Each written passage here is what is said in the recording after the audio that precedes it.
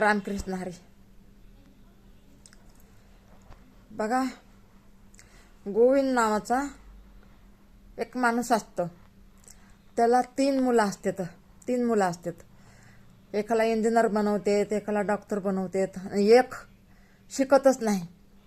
शिकत नाही म्हणल्याच्या नंतर ते अनाडी राहिलं, गरीब राहिलं. मग हे नोकऱ्या लागल्या, लांब लांब गेले. लांब लांब गेल्याच्या नंतर मग एक दिवस त्यांची आई बीमार पडली.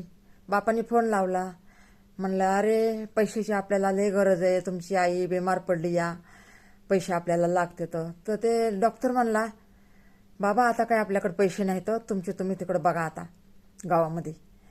मग त्या इंजिनियरला लावला फोन. ते म्हणतो थांबा जरा आता 2 दिवस, मी लय आता मीटिंगमध्ये आहे, तुम्हाला नंतर पैसे देईन. आणि त्या बाईच्या तर जीवावर आलेलं होतं. त्यांच्या आईच्या जीवावरचा खेळ होता की बरं होणार का नाही होणार. आणि मग त्या बारक्या पोराला तर निकाम आहे म्हणून त्याला फोनच नाही लावला की गरीब आहे आणि हे काय देणार. त्याला फोनच नाही लावला.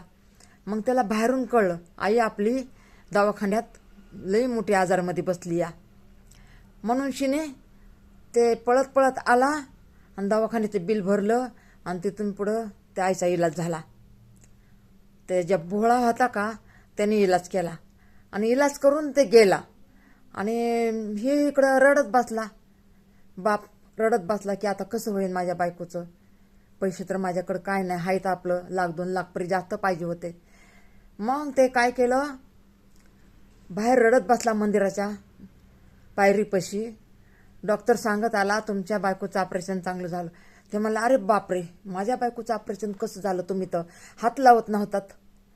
2 लाख द्या 3 लाख द्या म्हणून तुम्ही हात लावत नव्हतात, आणि ऑपरेशन कसं काय झालं. माझ्या डॉक्टरनं पाठवलं, माझ्या इंजिनियरनं पाठवलं. म्हणला नाही, तुमचा एक अनपढ मुलगा आहे ना, ते इथं पैसे भरून गेलाय 2 लाख रुपये.